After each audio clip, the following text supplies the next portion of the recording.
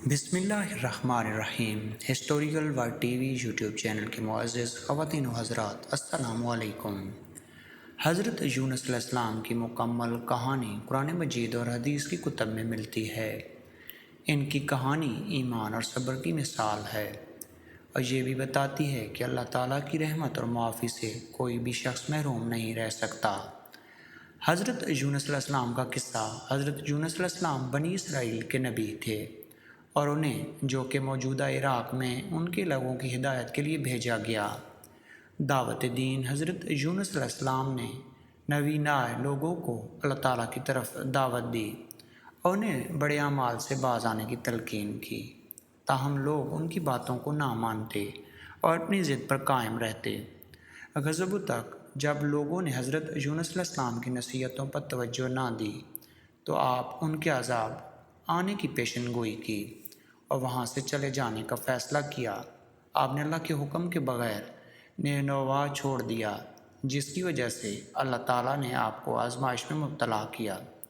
سمندری سفر۔ حضرت یونس علیہ السلام کی کشتی میں سوار ہو گئے، لیکن کشتی میں طوفان آیا۔ جب کشتی کا عملہ یہ سمجھ گیا کہ یہ طوفان کسی بڑے گناہ کی وجہ سے ہے، تو انہوں نے قرار ڈالا اور حضرت یونس علیہ السلام کو نکال کر نام نکالا۔ حضرت یونس علیہ السلام نے خود کو سمندر میں پھینک دیا تاکہ باقی لوگ بچ سکیں۔ مچھلی کا پیٹ۔ حضرت یونس علیہ السلام سمندر میں ایک بڑی مچھلی کے پیٹ میں جا پہنچے۔ اس مچھلی نے آپ کو نگل لیا اور آپ اس کے پیٹ میں 3 دن اور 3 راتوں تک رہے۔ اس دوران حضرت یونس علیہ السلام نے اللہ تعالیٰ کی طرف رجوع کیا، اللہ سے دعا کی کہ انہوں نے اپنی غلطی کا اعتراف کیا ہے اور اپنے گناہوں پر معافی طلب کرتے ہیں، اور دعا کی اللہ تعالیٰ کی رحمت۔ اللہ تعالیٰ نے حضرت یونس علیہ السلام کی دعا قبول کی اور مچھلی کو حکم دیا کہ وہ حضرت یونس علیہ السلام کو ساحل پر پھینک دے۔ حضرت یونس علیہ السلام کو ساحل پر پہنچا دیا گیا اور ان کی جسمانی حالت بھی بہت کمزور ہو چکی تھی۔ دوبارہ دعوت۔ حضرت یونس علیہ السلام نے دوبارہ نینوا واپس جا کر لوگوں کو اللہ تعالیٰ کی طرف دعوت دی۔ اس بار لوگوں نے آپ کی باتیں سنی اور اللہ کے سامنے توبہ کی۔ اللہ تعالیٰ نے ان کی یہ دعا قبول کی اور ان پر عذاب نازل نہیں کیا۔ حضرت یونس علیہ السلام کی کہانی ہمیں یہ سبق سکھاتی ہے کہ صبر و استقامت، اللہ تعالیٰ کے حکم کے بغیر کوئی کام نہیں کرنا چاہیے اور نہ ہی کوئی ضد کرنی چاہیے۔ اللہ تعالیٰ کی رحمت بہت ہی وسیع ہے۔ دعوت دین کی دعوت کو صبر اور استقامت کے ساتھ کرنا چاہیے اور ہر حال میں اللہ تعالیٰ پر بھروسہ رکھنا چاہیے۔ یہ کہانی ایمان اور یقین کی طاقت کی مثال ہے اور ہمیں سبق سکھاتی ہے کہ اللہ کی طرف رجوع کرنا اور اپنی غلطیوں کا اعتراف کرنا ہمارے لیے بہت بڑی کامیابی کی ضمانت ہے۔ جس طرح حضرت یونس علیہ السلام نے صبر کا عظیم مظاہرہ کیا، اس طرح ہمیں بھی صبر کا مظاہرہ کرنا چاہیے تاکہ اللہ کی رضا ہم پر بھی ہو سکے۔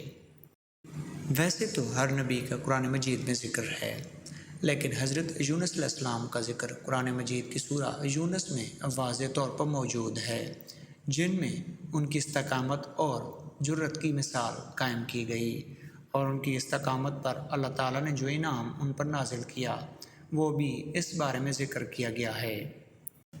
جہاں تک حضرت یونس علیہ السلام کے نسب کا تعلق ہے تو مورخین اسلام اور اہل کتاب اس میں متفق ہیں کہ حضرت یونس علیہ السلام کی نسب سے تعلق اس سے زیادہ اور کوئی بات ثابت نہیں کہ ان کے والد کا نام متا تھا، اور بعض لوگ انہیں متا حضرت یونس علیہ السلام کے والد کا نام ہے، مگر یہ بڑی غلطی ہے کہ اس لیے بخاری کی ایک روایت میں حضرت عبداللہ بن عباس رضی اللہ تعالیٰ عنہ سے بصراحت مذکور ہے کہ متا والد کا نام ہے، اور اہل کتاب حضرت یونس علیہ السلام کا نام یونا اور ان کے والد کا نام امتی بتاتے ہیں، لیکن یونس بن امتا اور یونا بن امتی نے کوئی نمایاں اختلاف نہیں، بلکہ یہ عربی اور عبرانی زبانوں کے لفظی تعبیر کا فرق ہے۔